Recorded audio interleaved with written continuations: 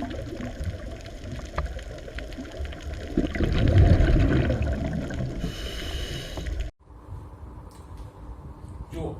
આજે આપણે શરૂ કરીએ છીએ આપણું પ્રકરણ નંબર 5, આનુવંશિકતા અને ભિન્નતાના સિદ્ધાંતો. પ્રસ્તાવનામાં તમને થોડીક બાબતો આપી છે અને પ્રકરણમાં તમારું પુસ્તક સાથે રાખજો અને એને રિફર કરતા રહેજો, કારણ કે ભાષાકીય રીતે સમજવા માટે આપણે પુસ્તકથી ઘણી વખત દૂર જવું પડશે. તો સાથે સાથે પુસ્તક રાખજો, તો સમજવાની સાથે સાથે પુસ્તકમાં જે લખાણ છે એને પણ આપણે જોતા જઈશું. પ્રસ્તાવનામાં તમને થોડીક બાબતો આપી છે કે સામાન્ય હાથીનું બચ્ચું છે હાથી જેવું જ હોય, અથવા તો કોઈ પણ સંતતિ હોય એના પિતૃ જેવી જ હોય. એ તો આપણે જાણીએ છીએ કે સંતતિ એના પિતૃને જ મળતી આવે. આંબાનો છોડ હોય તો એ આંબા જેવો જ હોય. પણ ચેપ્ટરના ટાઇટલમાં આપણને બે શબ્દો આપ્યા છે, આનુવંશિકતા અને ભિન્નતા. તો પેલા એ બે શબ્દોને સમજી લઈએ કે આનુવંશિકતા એટલે શું.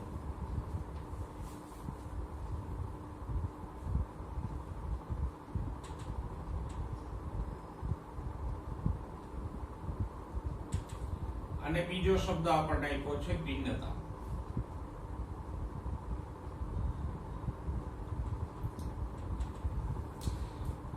તો આનુવંશિકતાથી આપણે પરિચિત છીએ કે પિતૃ પેઢીના લક્ષણો સંતતિને વારસામાં ઉતરે, એને આપણે આનુવંશિકતા કહીએ.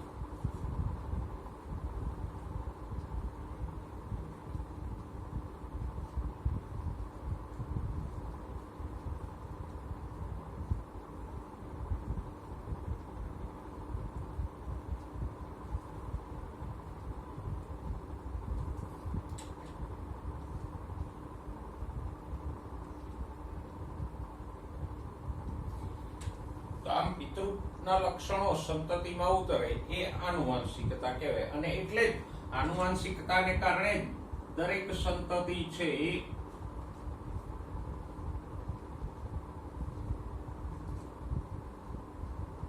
પિતૃ જેવી જ હોય.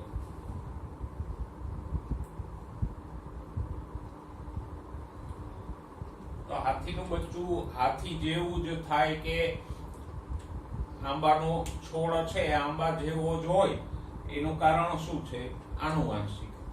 પણ ધ્યાનથી જુઓ તો આનુવંશિકતાની સાથે સાથે આપણને બીજી એક બાબત પણ જોવા મળે. આનુવંશિકતા હોય એની સાથે આપણને બીજી એક બાબત ભિન્નતા પણ જોવા મળે. કેવી રીતે? તો કે કોઈ બે સજીવો અથવા તો કોઈ પણ સંતતિ એના પિતૃને 100% મળતી પણ નથી હોતી. તો આ જે જુદાપણું છે એને શું કહેવાય? ભિન્નતા.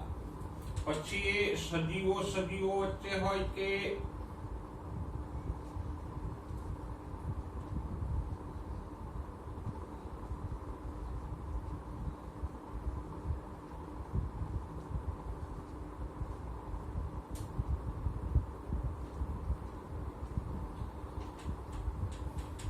પિતૃ અને સંતતિ વચ્ચે હોય. મનુષ્યમાં જ વાત કરો તો કોઈ બે મનુષ્ય સંપૂર્ણ સરખા ના હોય, પછી ભલે એ બે સગા ભાઈ હોય, પિતા પુત્ર હોય, માતા પુત્રી હોય, પણ કોઈ બે સંપૂર્ણ સરખા નહીં હોય. તો આમ સંતતિ એના પિતૃ જેવી થાય એટલે કે આનુવંશિકતા તો છે જ, પણ આનુવંશિકતાની સાથે સાથે ભિન્નતા પણ છે. સંતતિ ક્યારેય 100% એના પિતૃ જેવી ના હોય. મોટા ભાગના લક્ષણો અને મૂળભૂત લક્ષણો પિતૃને મળતા હોય, પણ 100% પિતૃ સાથે સમાનતા ના હોય. તો સજીવોમાં આનુવંશિકતા છે, સાથે સાથે ભિન્નતા છે. અને એટલે જ આપણા ચેપ્ટરનું શીર્ષક જ છે આનુવંશિકતા અને ભિન્નતાના સિદ્ધાંતો. ખાલી આનુવંશિકતાના સિદ્ધાંતો એવું નથી. અને જીવ વિજ્ઞાનની જે શાખામાં આનુવંશિકતા અને ભિન્નતા સંબંધિત અભ્યાસ થાય એને આપણે કહીએ જનીન શાસ્ત્ર અથવા જનીન વિદ્યા, જેનેટિક્સ.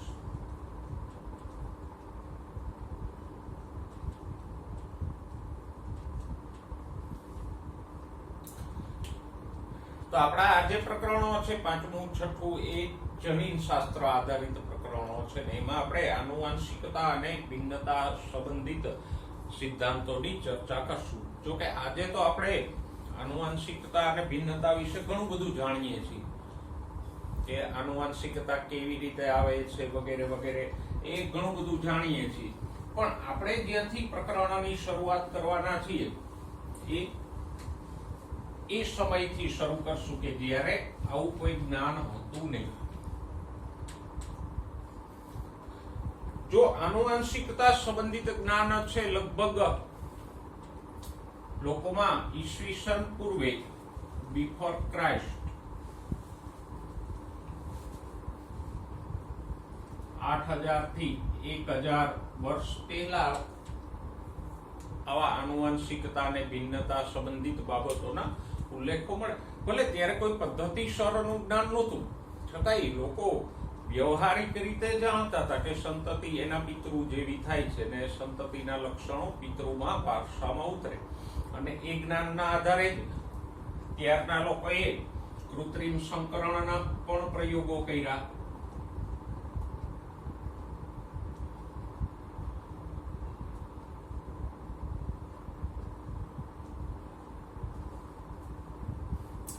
હા, એ બધા પ્રયોગો આજની જે વૈજ્ઞાનિક સિદ્ધાંતો ઉપર આધારિત નહોતા, એના અનુભવ આધારિત હતા કે લોકો જોતા કે જે પતિ પત્ની વધારે ઊંચાઈ વાળા હોય તો એની સંતતિ પણ વધારે ઊંચાઈ વાળી થતી હતી.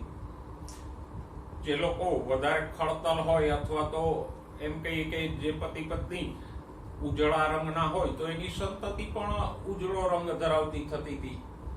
અને એવી જ રીતે પ્રાણીઓમાં પણ જે પ્રાણીઓ વધારે દૂધ આપતા વંશના હતા એ વારસાગત રીતે વધારે દૂધ આપતા હતા. તો આવા જે વ્યવહારિક અનુભવો અને વ્યવહારિક જ્ઞાન હતું એના આધારે એ લોકો સંકરણના પ્રયોગો કરતા કે ભાઈ કોઈ પ્રાણી છે, દાખલા તરીકે ગાય છે, તો નર અને માદા પ્રાણી એવા પસંદ કરવા જોઈએ કે જે વધારે દૂધ આપતા હોય, એમની વચ્ચે સંકરણ કરાવો, પ્રજનન કરાવો અને એની સંતતિ મળશે તો એ વધારે દૂધ આપે છે.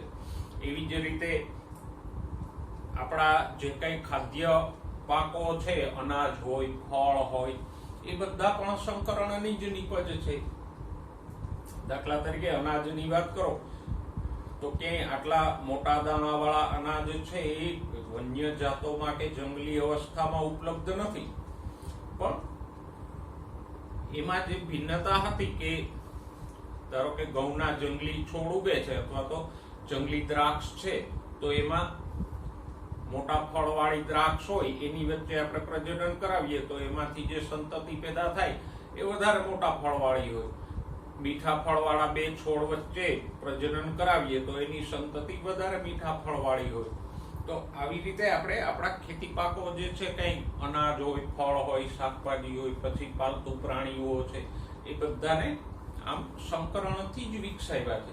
અને સંકરણમાં પણ આનુવાંશિકતા જ લાગુ પડે છે ને કે મીઠા ફળવાળા બે છોડ વચ્ચે પ્રજનન કરાવો અને સંતતિ વધારે મીઠા ફળવાળી થાય તો એ જે મીઠા ફળનું લક્ષણ હતું એ સંતતિમાં વારસામાં ઉતર્યું.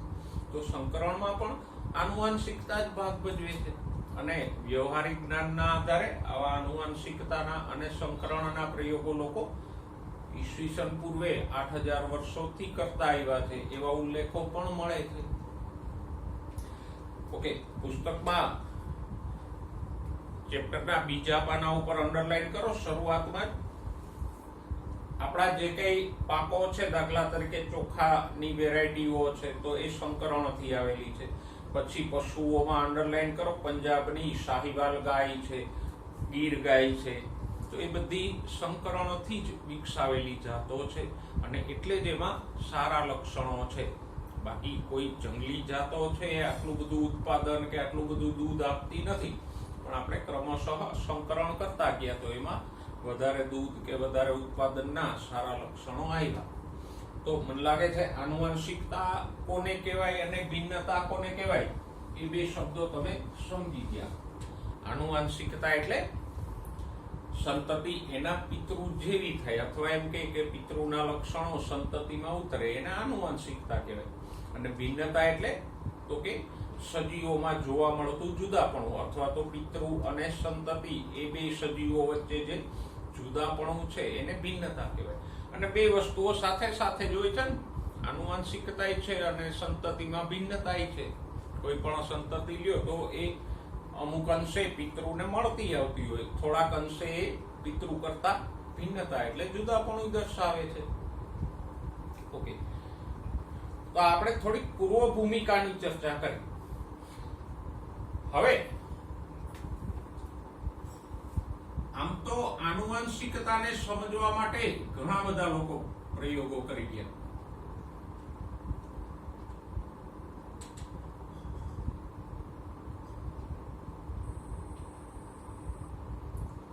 પણ એ લોકો આનુવંશિકતાને વૈજ્ઞાનિક ઢબે સમજાવી નહોતા શીખ્યા.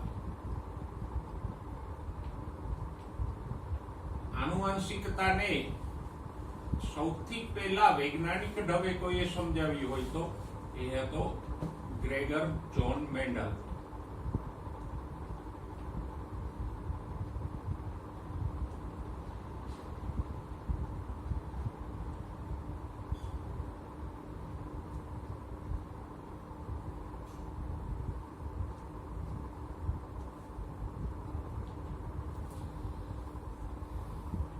તો આ ગ્રેગર મેન્ડલે સૌથી પહેલા આનુવંશિકતાને પદ્ધતિસર સમજાવી. મેન્ડલ છે બ્રુનના ચર્ચમાં પાદરી હતો અને એણે ચર્ચના કમ્પાઉન્ડમાં જ 1858 થી લઈ અને 1856 થી લઈ અને 1863 સુધી 7 વર્ષ સુધી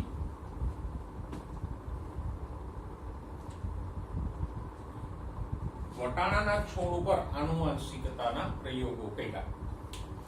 અને આ 7 વર્ષના પ્રયોગોને અંતે એણે જે તારણો આપ્યા એનાથી આપણને આનુવંશિકતાની સચોટ સમજ મળી.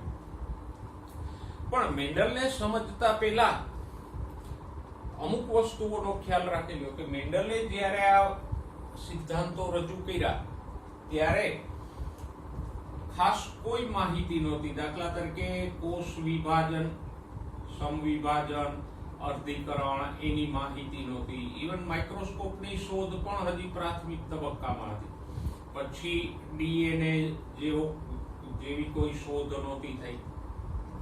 પછી અર્ધીકરણની કે રંગસૂત્રોની કોઈ માહિતી નહોતી.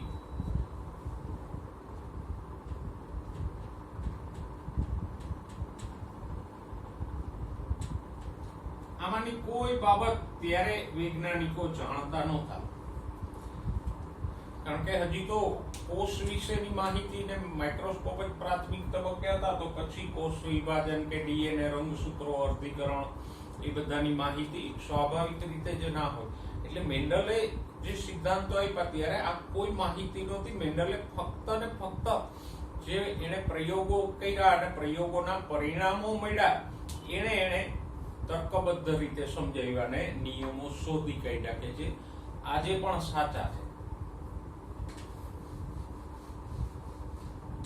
એટલે બીજી વસ્તુ એ છે કે મેન્ડલ કંઈ નહોતો જાણતો છતાંય આનુવંશિકતાને સચોટ રીતે સમજાવી ગયો.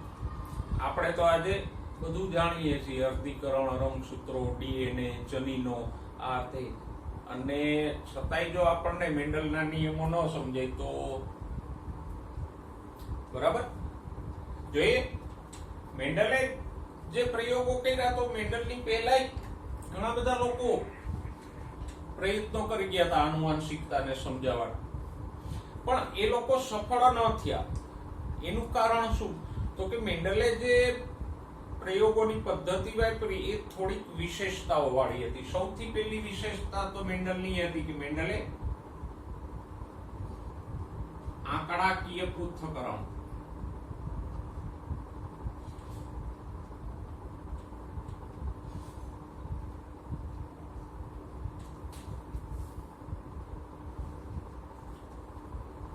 અને ગાણિતિક તર્કો લગાવ્યા.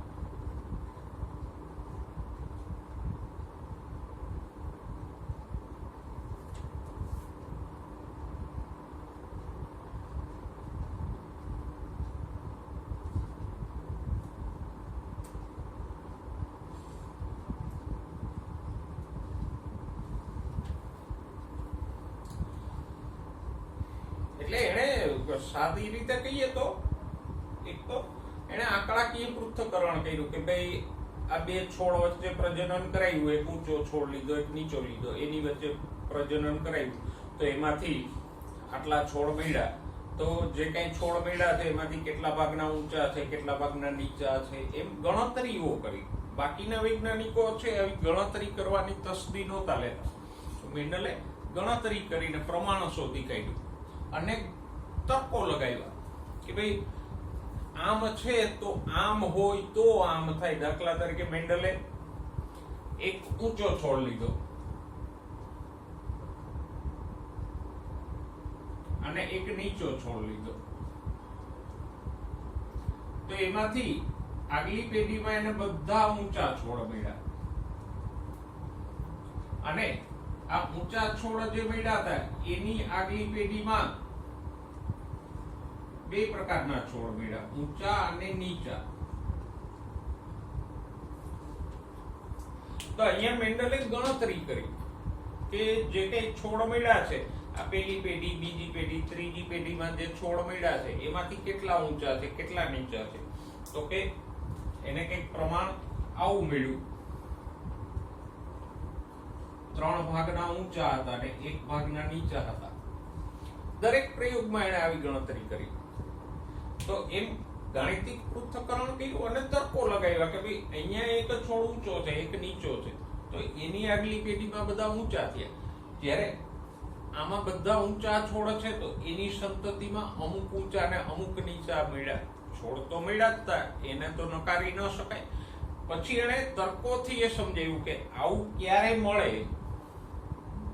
બરાબર, કારણ કે છોડ ઉગ્યા એ તો હકીકત હતી, એમાં તો કઈ ફેરફાર ન થાય.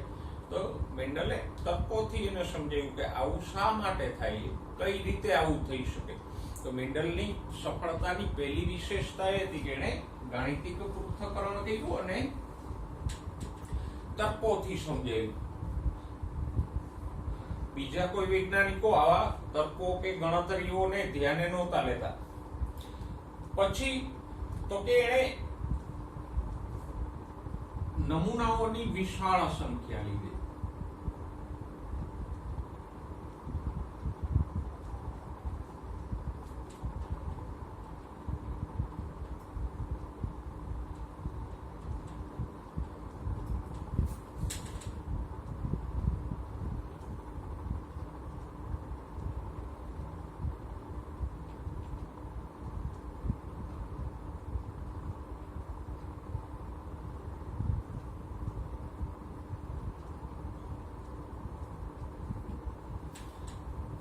નમૂના એટલે બીજું કઈ નહીં પણ છોડ.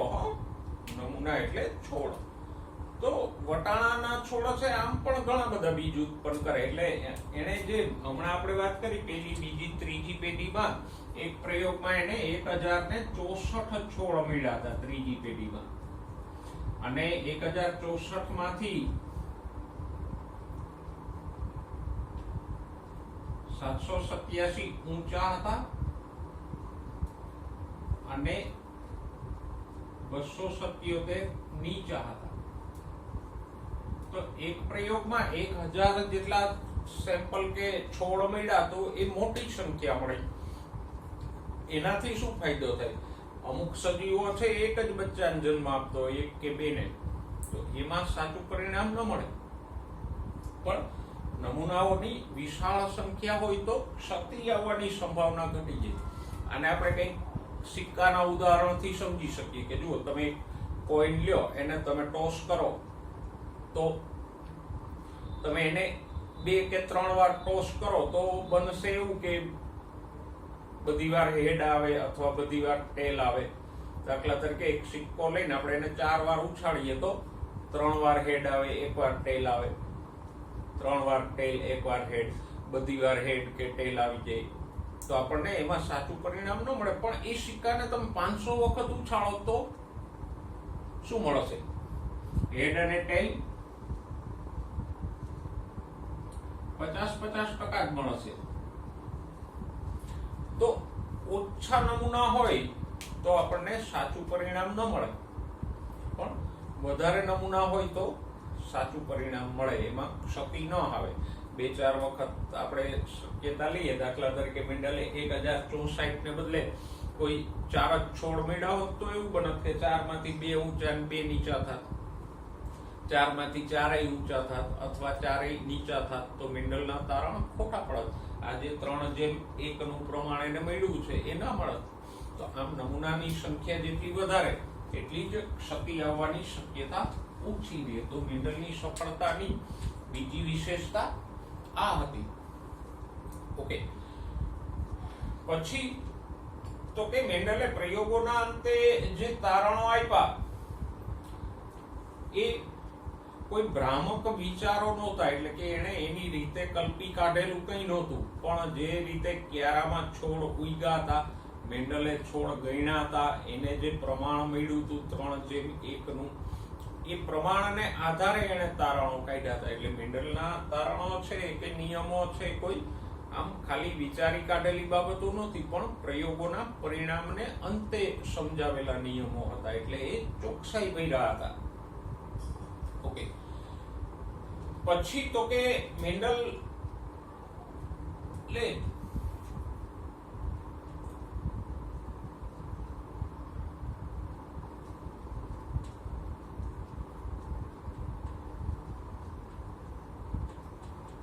એક વખતમાં એક જ લક્ષણને ધ્યાને લીધું.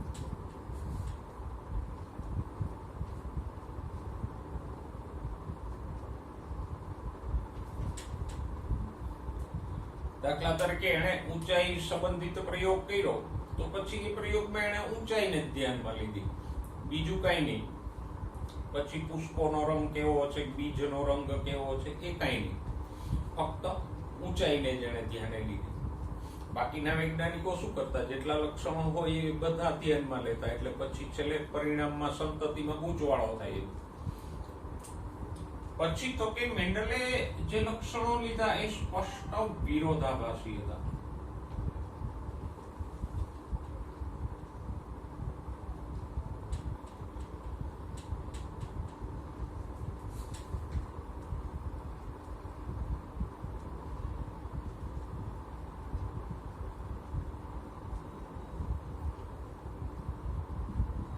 એટલે ખબર પડે કે કોનો વારસો ઉતરો. વિરોધાભાસી સ્પષ્ટ લક્ષણો એટલે તો કે દાખલા તરીકે વટાણાના છોડમાં ઊંચાઈ લ્યો તો ઊંચો છોડ છે એ ઊંચો હતો, એટલે નીચો છોડ એના કરતા ઘણો બધો નીચો હતો, એટલે છોડ જોઈને જ ખબર પડી જાય કે આ ઊંચો છે કે નીચો છે.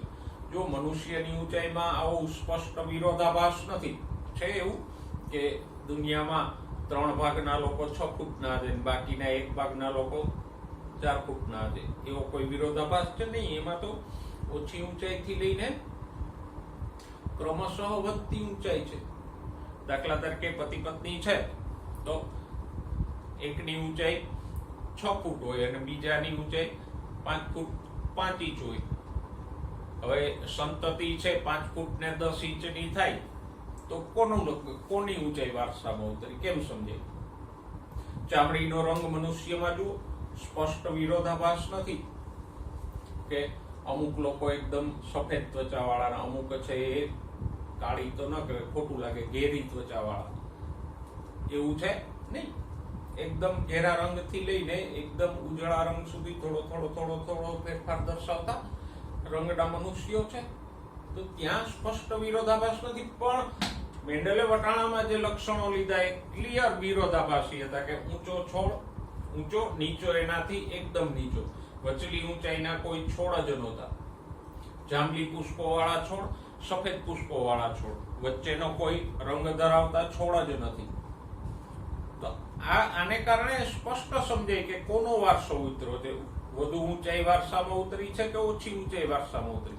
જાંબલી પુષ્પનો રંગ વારસામાં ઉતર્યો છે કે સફેદ રંગના પુષ્પનો વારસો ઉતર્યો છે? તો આમ મેન્ડલે જે પ્રયોગો કર્યા એ બાકીના વૈજ્ઞાનિકોથી આટલી બાબતોમાં અલગ હતા. એક તો એણે આંકડાકીય પૃથ્થકરણ કર્યું, એટલે કે છોડની ગણતરીઓ કરી અને ગાણિતિક તર્કો લગાવ્યા.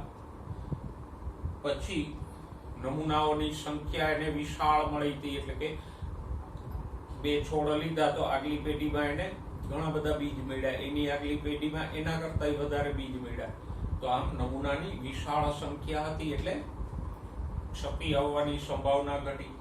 એકવારમાં એને એક જ લક્ષણનો વારસો ધ્યાને લીધો એટલે એને સમજાણું કે એનો વારસો કેટલા પ્રમાણમાં ઉતરે છે, અને જે કઈ લક્ષણો એને લીધા વટાણાના છોડમાં એ સ્પષ્ટ વિરોધાભાસી હતા. એટલે એકદમ ખબર પડે કે કયું લક્ષણ વારસામાં ઉતરવું છે. ઓકે, પણ આખા ચેપ્ટર દરમિયાન આ જે શબ્દ છે ગાણિતિક તર્ક, એ ખાસ ધ્યાનમાં રાખજો. ગાણિતિક તર્કો જો મેન્ડલે લગાવ્યા એ તમારા મગજમાં ઉતરશે તો જ ચેપ્ટર સમજાશે, નહીતર બધું હવામાં જશે. જો આ તર્કો સમજાઈ ગયા તો આખું ચેપ્ટર સહેલાઈથી આવડી જશે.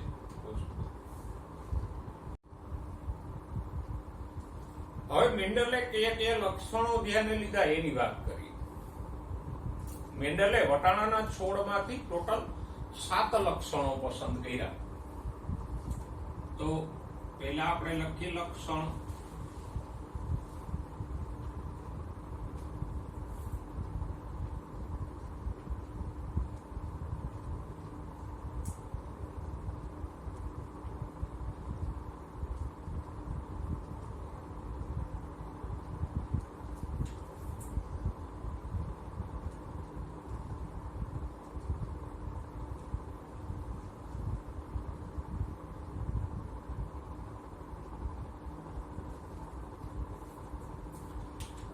કયા લક્ષણો લીધા? તો કે પહેલા તો એને લીધું પ્રકાંડની લંબાઈ, અથવા તો આપણે કહીએ છોડની ઊંચાઈ. પ્રકાંડ લાંબુ હોય તો છોડ ઊંચો હોય.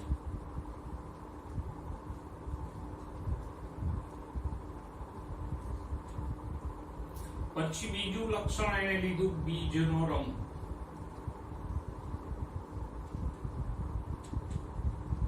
ત્રીજું લક્ષણ લીધું બીજનો આકાર.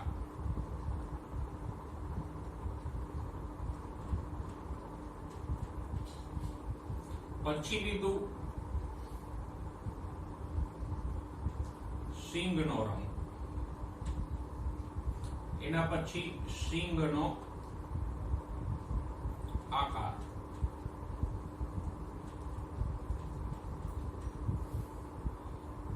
પુષ્પનો રંગ.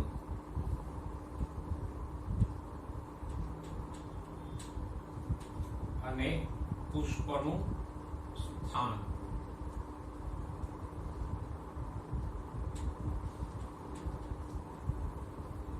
આ 7 લક્ષણો મેન્ડલે ધ્યાને લીધા. આ પહેલું, બીજું, ત્રીજું,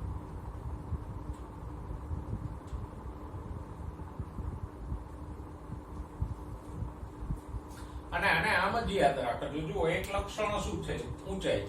પછી 2 બીજના, 2 સિંગના અને 2 પુષ્પના. બરાબર? પુષ્પ, ફળ અને બીજ ત્રણેયના 2 લક્ષણો. સિંગ એટલે ફળ, તો પુષ્પના 2, ફળના 2, 2 સિંગના. એમાં બીજનો રંગ, બીજનો આકાર, સિંગનો રંગ, સિંગનો આકાર, પુષ્પનો રંગ, પુષ્પનો આકાર નહીં પણ સ્થાન. તો આમ એક ઊંચાઈનું લક્ષણ, અને બાકી 2 પુષ્પના, 2 ફળના અને 2 બીજના લક્ષણ. હવે એમાં મેન્ડલને દરેક લક્ષણમાં 2 અભિવ્યક્તિ મળી. પણ ધ્યાનમાં રાખજો કે લક્ષણ અને અભિવ્યક્તિ એ 2 જુદી વસ્તુ છે, એક નથી. સપોઝ કે આ મારી પાસે એક વસ્તુ છે, વસ્તુ એક જ છે. શું છે? White board marker. આની અભિવ્યક્તિ 2 છે. આ બ્લુ અભિવ્યક્તિ આપે છે, આ ગ્રીન અભિવ્યક્તિ આપે. વસ્તુ એક જ છે. તો એમ લક્ષણ કયું છે? અહીંયા જુઓ, દાખલા તરીકે પુષ્પનો રંગ એ લક્ષણ થયું, પણ પુષ્પનો સફેદ રંગ કે પુષ્પનો જાંબલી રંગ એ અભિવ્યક્તિ થઈ. તો જાંબલી રંગ છે લક્ષણ નથી, કે સફેદ રંગ એ લક્ષણ નથી. લક્ષણ કયું છે? પુષ્પનો રંગ. એવી જ રીતે ઊંચાઈ એ લક્ષણ છે. વધુ ઊંચાઈ કે ઓછી ઊંચાઈ એ 2 એની અભિવ્યક્તિ છે. સમજાણું? તો લક્ષણ અને અભિવ્યક્તિ વચ્ચેનો તફાવત સમજો. કોઈ પણ લક્ષણ હોય તો એમાં એક કરતા વધારે અભિવ્યક્તિ હોઈ શકે. દાખલા તરીકે મનુષ્યમાં રુધિર જૂથ તમે લ્યો તો રુધિર જૂથ ABO આપણે ભણ્યા એ લક્ષણ છે, પણ એમાં A group, B group, AB group કે O ગ્રુપ એ અભિવ્યક્તિ છે. બરાબર? જેમ કે નૃત્ય છે એક લક્ષણ છે કે કળા છે, પણ પછી એની અભિવ્યક્તિઓ અલગ અલગ હોય ને, તો એમ અહીંયા પણ આ લક્ષણો છે અને અહીંયા જે લખીએ છીએ એ અભિવ્યક્તિ છે. હવે પ્રભાવી અભિવ્યક્તિ એટલે શું ને પ્રચ્છન્ન શું એ પછી વાત. પેલા આટલું સમજી લો કે લક્ષણ કોને કહેવાય ને અભિવ્યક્તિ કોને કહેવાય. પહેલું લક્ષણ એને લીધું પ્રકાંડની લંબાઈ, તો એમાં એને બે અભિવ્યક્તિ મળતી હતી, વધુ ઊંચાઈ અને ઓછી ઊંચાઈ. એમાં મેન્ડલે જોયું કે વધુ ઊંચાઈ છે એ પ્રભાવી હતું,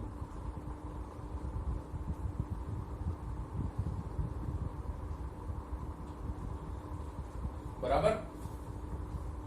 પછી બીજનો રંગ, તો મેન્ડલે જોયું કે પીળો રંગ છે એ પ્રભાવી અભિવ્યક્તિ છે અને લીલા બીજ છે એ પ્રચ્છન્ન અભિવ્યક્તિ છે. એટલે બીજના રંગમાં બે અભિવ્યક્તિ હતી, પીળા અને લીલા. પછી એવી જ રીતે બીજનો આકાર, અમુક છોડમાં ગોળ બીજ આવતા હતા, અમુકમાં ખરબચડા બીજ હતા. તો બીજનો આકાર લક્ષણ થયું, ગોળ બીજ કે ખરબચડો આકાર છે એ શું થયું? અભિવ્યક્તિ. બરાબર. પછી સિંગના રંગની વાત કરીએ તો સિંગમાં બે રંગ હતા, અમુક વટાણામાં પીળી સિંગ આવતી હતી, અમુક છોડમાં લીલી સિંગ આવતી હતી. તો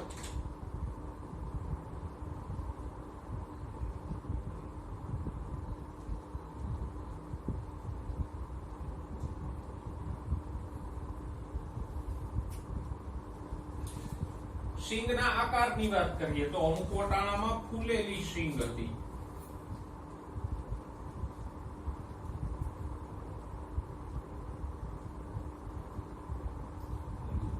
અમુકમાં મણકામય સિંગ હતી.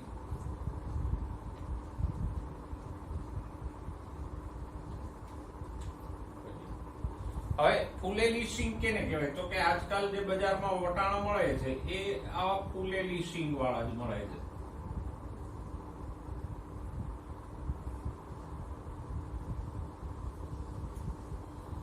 જ્યારે મણકામય સિંગ છે એ કેવી હોય? તો કે તુવેરની સિંગ જેવી, આમ એના બે બીજ વચ્ચે ખાંચ પડેલી હોય.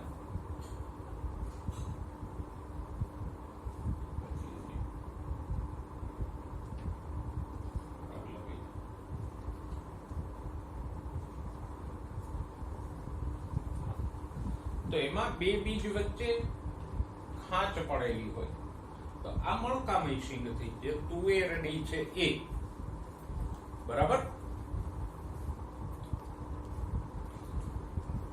પુષ્પનો રંગ, તો એમાં બે અભિવ્યક્તિ હતી, જાંબલી રંગના પુષ્પો અને સફેદ. એમાંથી જાંબલી પ્રભાવી છે, સફેદ પ્રચ્છન્ન છે. પુષ્પનું સ્થાન કક્ષીય અને અગ્રીય.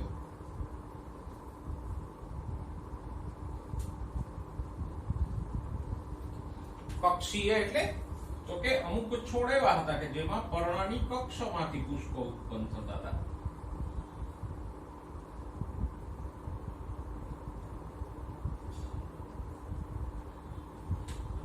આમ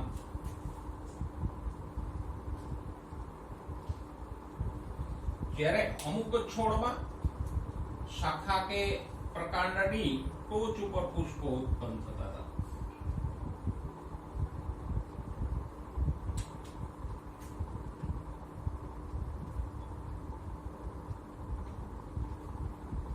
કક્ષીય, કક્ષમાંથી ઉત્પન્ન થાય, અને આ અગ્રીય પુષ્પો. તો તો આમ મેન્ડલે વટાણાના છોડમાં 7 લક્ષણો પસંદ કર્યા અને 7યમાં સ્પષ્ટ વિરોધાભાસી અભિવ્યક્તિ હતી. મેં કીધું એમ કે ઊંચો છોડ તો કે ઘણો ઊંચો હતો, નીચા છોડ ઘણા નીચા હતા, વચ્ચેની ઊંચાઈ વાળા કોઈ છોડ જ નહોતા મનુષ્યની જેમ. પછી પીળા બીજ તો એકદમ દેખાય એવા પીળા હતા, અમુક બીજ લીલા હતા, વચ્ચેનો કોઈ રંગ ધરાવતા બીજ હતા જ નહીં. એવી જ રીતે ગોળ બીજ અને ખરબચડા બીજ તો સ્પષ્ટ ખબર પડી ગઈ કે આ ગોળ છે, આ ખરબચડું છે, વચ્ચેનો કોઈ આકાર હતો જ નહીં. એમ દાખલા તરીકે પુષ્પનો રંગ તો અમુકમાં જાંબલી પુષ્પો હતા, અમુકમાં સફેદ હતા, વચ્ચેના રંગવાળા કોઈ પુષ્પો જ નહોતા. તો એને શું કહેવાય? સ્પષ્ટ વિરોધાભાસી અભિવ્યક્તિ. એટલે કે બે અલગ અભિવ્યક્તિ જ હોય. એમ મનુષ્યમાં એવા લક્ષણો ઓછા જોવા મળે છે. દાખલા તરીકે આપણે ઉદાહરણ લીધા ને કે ઊંચાઈ, તો મનુષ્યમાં એવો વિરોધાભાસ નથી કે અમુક લોકો ઊંચા અને અમુક લોકો નીચા. બધી ઊંચાઈ વાળા લોકો છે ને, વધતી ઘટતી. ચામડીના રંગમાં અમુક સફેદ ને અમુક કાળા એવો રંગ નથી. બધા રંગના મનુષ્યો છે, થોડા તફાવત વાળા. તો એવી અભિવ્યક્તિમાં સમજ ન પડે. વારસો ક્યારે સમજે? જો આવી સ્પષ્ટ વિરોધાભાસી અભિવ્યક્તિ હોય તો જ ખબર પડે કે આમાં કોનો વારસો ઉતરો છે. તો આ મેન્ડલે 7 લક્ષણો લીધા, એને બરાબર યાદ રાખજો. હવે મેન્ડલે બે રીતે પ્રયોગો કર્યા અને 3 નિયમો આપ્યા. આનુવંશિકતા સંબંધે મેન્ડલે ફક્ત 3 નિયમો આપ્યા. પણ એ મેન્ડલના નિયમોની વાત પછી કરીએ. આ લક્ષણો જે તમને ડાબી બાજુના પાને આકૃતિ સાથે આપ્યા છે, ત્યાં નીચે તમને એક શબ્દ આપ્યો છે, શુદ્ધ સંવર્ધિત છોડ.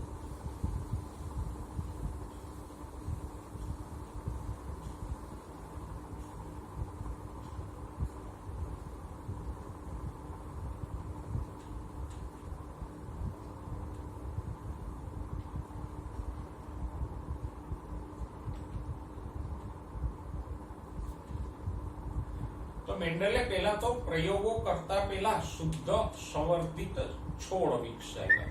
કેવી રીતે?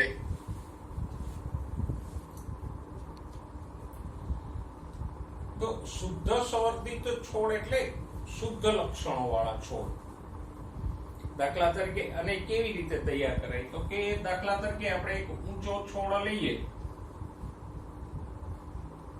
હવે એની આગલી પેઢીમાં જે કઈ છોડ ઉગે, જેટલા ઉગે એટલા, પણ એમાં અમુક નીચા હશે, અમુક ઊંચા હશે. તો આવું ના ચાલે. પ્રયોગ માટે એવો છોડ કેવો સજીવ લેવો પડે કે જે તે લક્ષણ માટે એકદમ શુદ્ધ હોય. એટલે કે વારસાગત રીતે એક જ સરખું લક્ષણ આપતો હોવો જોઈએ. જેમ કે ઊંચાઈ આપણે લીધી છે, વધુ ઊંચાઈ, તો આ છોડમાંથી જેટલી કઈ પેઢીઓ કરીએ બધા છોડ વધુ ઊંચાઈ વાળા હોય તો જ એને શુદ્ધ છોડ કહેવાય. આમ આવે કે છોડ ઊંચો છે પણ એની સંતતિમાં અમુક નીચા થયા અને અમુક ઊંચા થયા, તો આ છોડને આપણે શુદ્ધ ન ગણી શકીએ. તો શુદ્ધ છોડ તૈયાર કરવા માટે શું કરવાનું? તો કે એક છોડ લીધો, એની સંતતિમાં જેટલા નીચા છોડ હતા એને કાઢી નાખો. પછી જે ઊંચા છોડ વધ્યા એમાં પાછું 100 ફલન કરાવો. તો એમાંય અમુક નીચા થશે, અમુક ઊંચા થશે. તો નીચા છોડ છે એને કાઢી નાખો. પાછું આ પહેલી, બીજી, ત્રીજી પેઢીમાં જે છોડ મળ્યા એની વચ્ચે આ જ રીતે કરો. ઊંચા છોડ રાખો, નીચા કાઢી નાખો. આવું લગભગ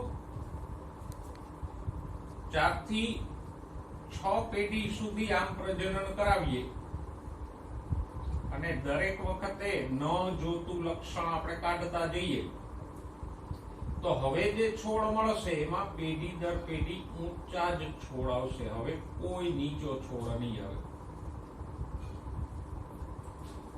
કારણ કે નીચાપણું એટલે ઓછી ઊંચાઈ વાળું લક્ષણ હતું એ બધા નીકળી ગયા. તો એવો છોડ કે જે પેઢી દર પેઢી એક જ સરખી અભિવ્યક્તિ આપતો હોય એને શું કહેવાય? શુદ્ધ સંવર્ધિત. બરાબર. તો પેલા તો મેન્ડલે આમ જે 7 લક્ષણો લીધા એની બધી અભિવ્યક્તિ માટે આવા છોડ તૈયાર કર્યા. પછી નીચો છોડ લીધો તો એમાં એને નીચા નીચા રાખતા ગયા, ઊંચા ઊંચા કાઢતા ગયા. સફેદ પુષ્પો વાળો લીધો તો એમાં 4 થી 6 પેઢી સુધી જે કોઈ જાંબલી પુષ્પો વાળા થયા એને કાઢી નાખ્યા. જાંબલી પુષ્પો વાળો છોડ લીધો તો એની 4 થી 6 પેઢી સ્વફલન કરાયું તો એમાં એને જે સફેદ પુષ્પો વાળા હતા એને કાઢતો ગયો. એટલે સરવાળે એક તબક્કો એવો આવી જાય કે 6 પેઢી પછી 6 પેઢી પછી આગળ બધા એક સરખા લક્ષણ વાળા થાય તો એને શું કહેવાય? શુદ્ધ સંવર્ધિત છોડ. તો આમ મેન્ડલે આવા શુદ્ધ સંવર્ધિત છોડ તૈયાર કર્યા. અને કેટલા આવા શુદ્ધ સંવર્ધિત છોડ વંશક્રમ તૈયાર કર્યા? 14 કેમ? તો કે 7 લક્ષણો છે, 7માં બે અભિવ્યક્તિ છે. તો 14 છોડ થયા. એક વધુ ઊંચાઈ વાળા શુદ્ધ, ઓછી ઊંચાઈ વાળા શુદ્ધ, પછી પીળા બીજ વાળા શુદ્ધ, લીલા બીજ વાળા શુદ્ધ, ગોળ બીજ વાળા શુદ્ધ, શુદ્ધ ખરબચડા બીજ વાળા, એમ 7 લક્ષણોની 14 અભિવ્યક્તિ માટે પેલા તો એને આવા છોડ તૈયાર કર્યા. જો મેન્ડલને આ પ્રયોગો કરતા ને તારણો આપતા 7 વર્ષનો સમય લાગ્યો હતો. એનું કારણ કે રાતોરાત પ્રયોગો ન થઈ જાય. આમ તમે 6 પેઢી સુધી શુદ્ધ વંશક્રમ તૈયાર કરો તો સ્વાભાવિક 2 વર્ષ તો નીકળી જ જાય. એક છોડ લીધો, એમાં બીજ આવ્યા, એને ઉગાડો, એ પેઢીમાં નીચા હોય એને કાઢી નાખો, ઊંચા બીજા એને એમાં બીજ આવ્યા, એને ઉગાડો, એમ કરો તો સમય તો લાગે. અને આમ મેન્ડલ પાદરી હતો, એને બીજું કઈ કામ હતું નહીં. તો આમ મેન્ડલે શુદ્ધ સંવર્ધિત છોડ તૈયાર કર્યા. કેટલા?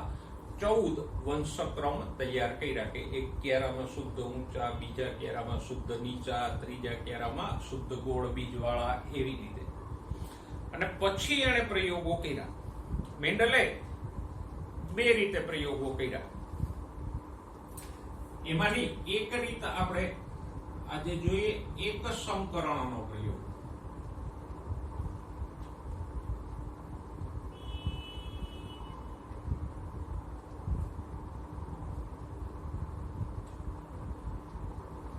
અથવા એને એક જનીનનું વારસાગમન પણ કહેવાય.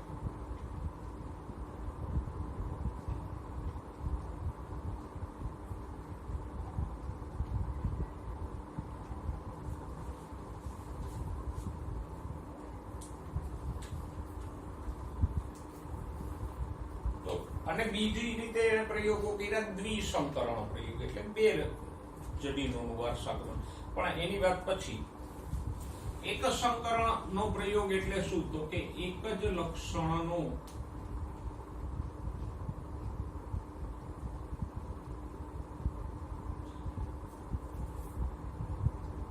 વારસો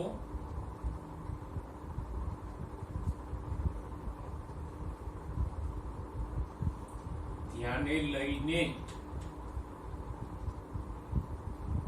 કરાતો પ્રયોગ. એક જ લક્ષણનો વારસો ધ્યાનમાં લેવાનો. દાખલા તરીકે પહેલા પ્રયોગમાં મેન્ડલે ઊંચાઈ ધ્યાને લીધી, ઊંચાઈનું લક્ષણ ધ્યાને લીધું, તો પછી ઊંચાઈ જ જોવાની.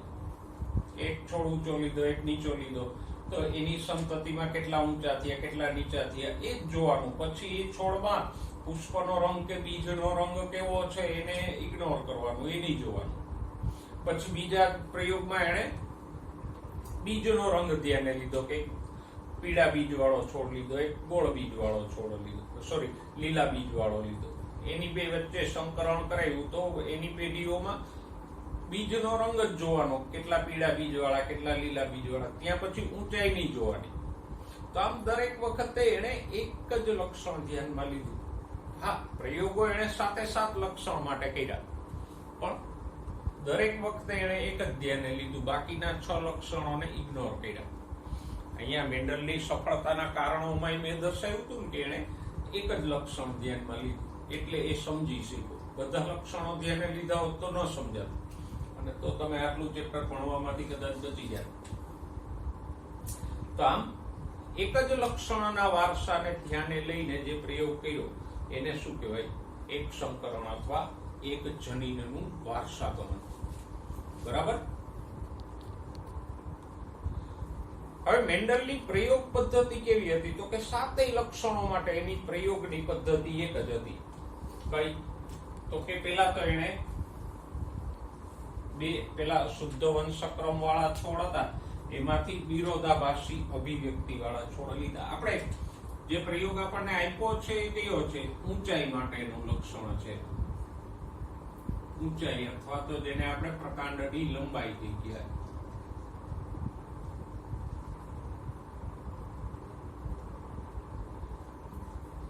એને અનુલક્ષીને આપણને પુસ્તકમાં એક સંકરણનો પ્રયોગ આપ્યો. બાકીના 6 લક્ષણોના પ્રયોગો નથી આપ્યા, એ તમારે કરવાના રહેશે. તો જો ઊંચાઈનું એક જ લક્ષણ ધ્યાને લઈને એને કેવી રીતે પ્રયોગ કર્યો? તો કે એક ઊંચો છોડ લીધો શુદ્ધ, અને બીજો નીચો છોડ લીધો.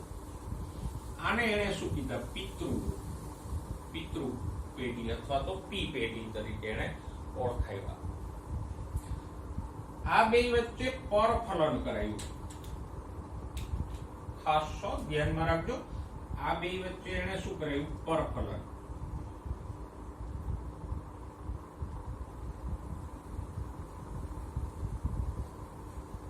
પરફલન એટલે તો કે એકની પરાગરજથી બીજાનું ફલન કરાયું.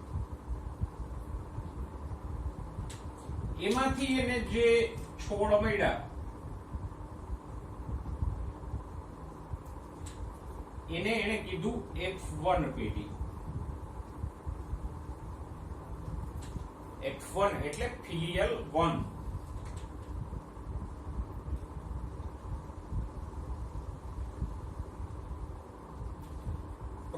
પ્રોજેની એટલે સંતતિ. તો એને F1 પેઢી કીધી. હવે F1 પેઢીના છોડમાં એને પાછું પરફલન ન કરાયું, એમાં એને સ્વફલન કરાયું.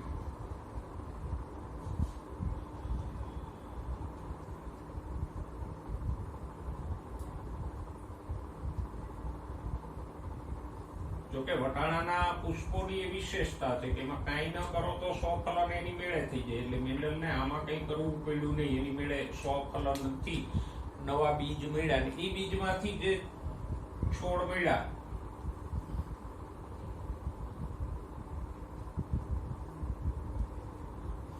એને શું કીધું? F2 ફિલિયલ 2 પેઢી.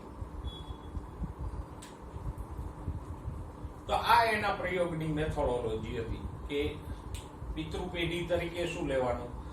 બે વિરુદ્ધ અભિવ્યક્તિ વાળા, ઊંચો અને નીચો બે વિરોધાભાસી થયા ને. બે ઊંચા લીધા હોય તો સરખી અભિવ્યક્તિ થાય. એક ઊંચો એક નીચો. પિતૃ પેઢી વચ્ચે પરફલન કરાવો એટલે F1 મળે. F1 માં સ્વફલન કરાવીને F2 મેળવો. બસ F2 સુધી જ એને પેઢીઓ મેળવી, પછી આગળ F3 F4 સુધી એના ગયું. તો આમ પણ ખાસ ધ્યાનમાં રાખવાનું, પિતૃ પેઢી વચ્ચે શું કરાયું? પરફલન. અને F1 માં સ્વફલન કરાયું. બે વાર સ્વફલન કે બે વાર પરફલન નથી, એકવાર પરફલન એકવાર સ્વફલન એને કરાયું. તો આ જ પદ્ધતિથી એને સાતેય લક્ષણો માટે પ્રયોગો કર્યા, અને સાતેયમાં એને અમુક પ્રકારે છોડ મળ્યા. કયા પ્રકારે મળ્યા એની ચર્ચા પછી કરશું. પણ આ મેન્ડલની પ્રયોગ પદ્ધતિ છે, એને ખાસ યાદ રાખી લેજો. હવે વચ્ચે થોડીક એ વાત લઈ લઈ તમને. જમણી બાજુના પાને એક આકૃતિ આપી છે પરફલન કરાવવાની, કે વટાણામાં સંકરણ કેવી રીતે થાય. તો વટાણા હોય કે કોઈ પણ છોડ હોય એમાં સંકરણ કરાવવું હોય. સંકરણ એટલે પરફલન. આ બે વચ્ચે ફલન કરાવો.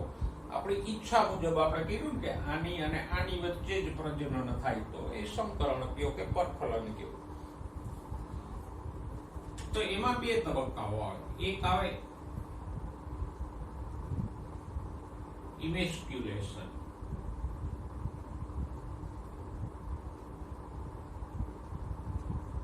કૌંસમાં વંધીકરણ.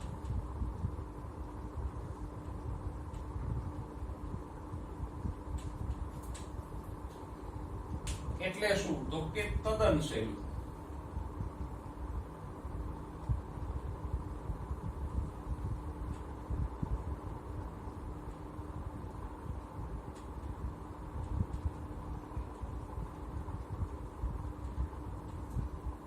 પુષ્પમાંથી કુકેસરો દૂર કરીએ એને શું કહેવાય? ઇમેસ્ક્યુલેશન કે વંધીકરણ. આપણે જાણીએ છીએ કે પરાગરજની અંદર નરજન્યુ હોય અને સ્ત્રીકેસરના અંડકમાં માદાજન્યુ હોય, એ બે વચ્ચે ફલન થાય. હવે એક પુષ્પ લઈ અને ફોર એક્ઝામ્પલ આ એક પુષ્પ છે,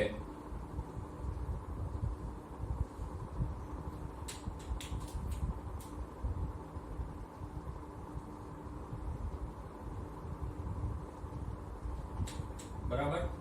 આ એના પુંકેસરો છે.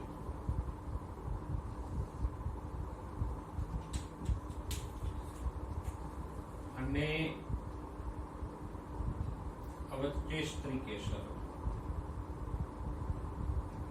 અને સ્ત્રીકેસરમાં અહીંયા હોય અંડકો. તો અહીંયા જે પરાગરજ ઉત્પન્ન થાય એમાં નરજન્યુ હોય અને અહીંયા અંડકમાં માદાજન્યુ હોય, એ બે વચ્ચે ફલન થાય. પણ હવે આપણે તો પરફલન કરાવવું છે ને. આના પુષ્પમાં, આ ઊંચા છોડના પુષ્પમાં કે નીચા છોડના પુષ્પમાં જ ફલન થઈ જાય એવું આપણે નથી કરવું. એટલે શું કર્યું મેન્ડલે? તો કે પેલા તો પુષ્પને ખોલી અને આ પુકેસરો કાઢી નાખ્યા. કોઈ નાની કાતર કે ચીપિયાની મદદથી પુકેસરો દૂર કરવામાં આવે એને શું કહેવાય? ઇમેસ્ક્યુલેશન.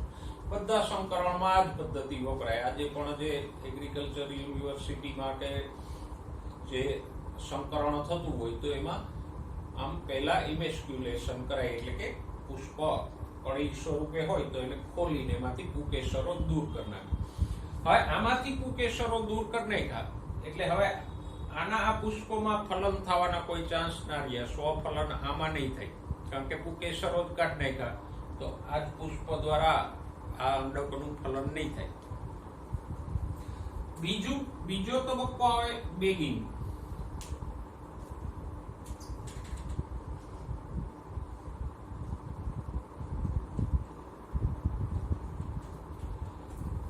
એટલે કે કોથળી ચડાવવી.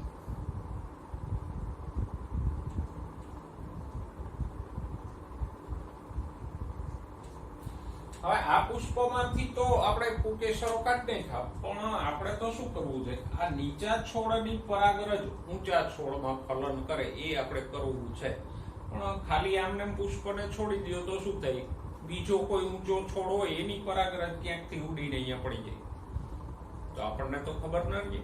એટલે ઇમેસ્ક્યુલેશન કર્યા પછી, એટલે કે પુકેસરો કાઢ્યા પછી આની ઉપર એક મીણિયા કાગળની કોથળી ચડાવી દેવામાં આવે. એને કહેવાય બેગિંગ. બેગ એટલે કોથળી, જેથી કરીને આમાં બીજી કોઈ પરાગરજ ન પડે.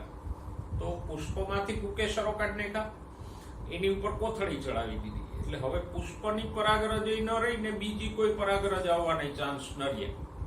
બરાબર? હવે શું કરવાનું? જ્યારે સ્ત્રીકેસર પરિપક્વ થાય ત્યારે આ કોથળી કાઢી નીચા છોડનું ના પુકેસરો લઈ અને અહીંયા પરાગરજ મૂકી દેવાની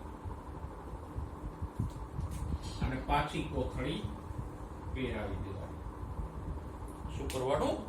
પુષ્પનું સ્ત્રીકેસર પરિપક્વ થાય એટલે કોથળી કાઢી નીચા છોડના પુકેસરો લઈ અને અહીંયા એની પરાગરજ અહીંયા સ્ત્રીકેસર ઉપર મૂકી દેવાની, પાછી કોથળી પહેરાવી દે. આપણી ઈચ્છા પ્રમાણે ફલન થયું કે નહીં? આપણે ઈચ્છતા હતા કે ઊંચા છોડમાં નીચા છોડથી ફલન થાય, થયું. તો આ બે વચ્ચે પર ફલન થયું ને. આમાં સ્વફલન થવાના કોઈ ચાન્સ ન રહ્યા કારણ કે આપણે પુકેસરો કાઢી નાખ્યા. બરાબર? બીજા કોઈ ઊંચા છોડની પરાગરજ આવવાના ચાન્સ ન રહ્યા. શું કામે? તો કે આપણે બેગિંગ કરી કોથળી પહેરાવી દીધી એટલે બીજી કોઈ પરાગરજ જ ન આવી. સમય આવે આ પુષ્પો લઈને આનાથી આપણે ફલન કરાવી દીધું. આવી રીતે નિયંત્રિત સંકરણ કરવું હોય તો આ બે તબક્કા આવે કે ઇમેસ્ક્યુલેશન અને બેગિંગ. એકદમ સરળ રીતે આ પદ્ધતિ આપણે આગળ પણ હજુ એકાદ બે વાર ભણશું. પણ મેન્ડલે આ રીતે પિતૃ પેઢીના બે છોડ વચ્ચે પરફલન કરાયું. પછી જે F1 પેઢી મળી એમાં સ્વફલન કરાયું. હવે સ્વફલન માટે આવું કોઈ ઇમેસ્ક્યુલેશન બેગિંગ કરવાની આવશ્યકતા નહીં એટલા માટે કે વટાણાના પુષ્પની રચના જેવી હોય કે એમાં એની મેળે સ્વફલન થાય. કારણ કે પેલા પુષ્પમાં ધ્વજક, પક્ષક, નવતલ હોય ને, અને નવતલની વચ્ચે આમ પુકેસરો હોય એટલે એમાં એની મેળે મેળે પરફલન નહીં થાય, સ્વફલન જ થશે. એટલે આ F1 પેઢીમાં સ્વફલન કરાવવા માટે મેન્ડલે કંઈ કરવું પડ્યું નહીં, એ એની મેળેથી. તો આ મેન્ડલની પ્રયોગ પદ્ધતિ આપણે ભણ્યા કેવી રીતે, તો કે મેન્ડલે 3 પેઢી લીધી, 1, 2 અને 3. બરાબર.